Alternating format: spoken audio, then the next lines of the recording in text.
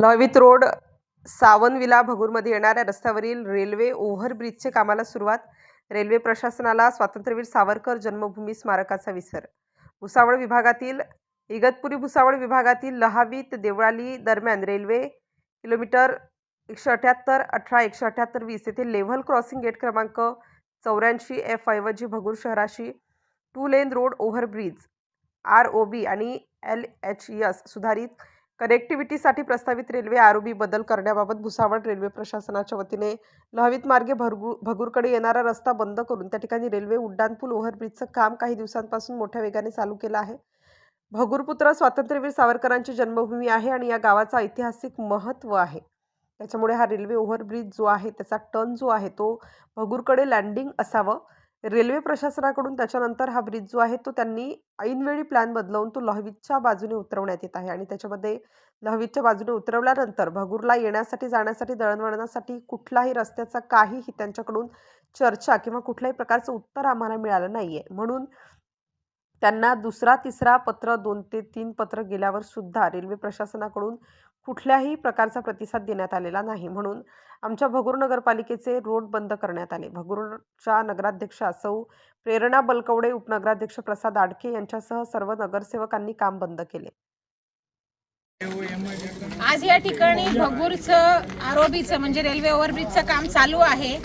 गेले काही दिवसांपासून आम्ही रेल्वेला 2-3 पत्र व्यवहार केले होते की रेल्वे ओव्हरब्रिजचं काम जे आहे ही आमचं भगूर जी आहे ही स्वातंत्र्यवीर सावरकरांची जन्मभूमी आहे आणि या गावाचं एक ऐतिहासिक महत्त्व आहे.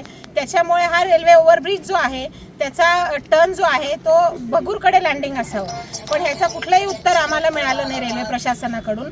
त्याच्यानंतर हा ब्रिज जो आहे तो त्यांनी ऐनवेळी प्लॅन बदलून तो लवितच्या बाजूने उतरवण्यात येत आहे आणि त्याच्यामध्ये लवितच्या बाजूने उतरवल्यानंतर भगूरला येण्यासाठी जाण्यासाठी दळणवळणासाठी कुठल्याही रस्त्याचं काहीही त्यांच्याकडून चर्चा किंवा कुठल्याही प्रकारचं उत्तर आम्हाला मिळालं नाही आहे.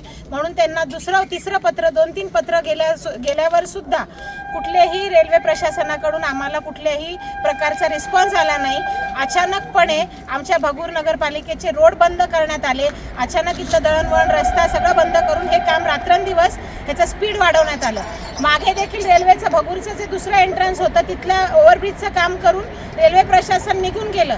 तिथे भगूरमध्ये येण्याचा जो अंडरपास ते करून देण्याची पोलीस आली होती ती गेले 8-10 वर्ष केली नाही. नंतर NGOच्या माध्यमातून व नंतर काही निधी इकडून तिकडून PWDचा घेऊन तो रस्ता गावकऱ्यांना किंवा नगरपालिकेला करावा लागला होता.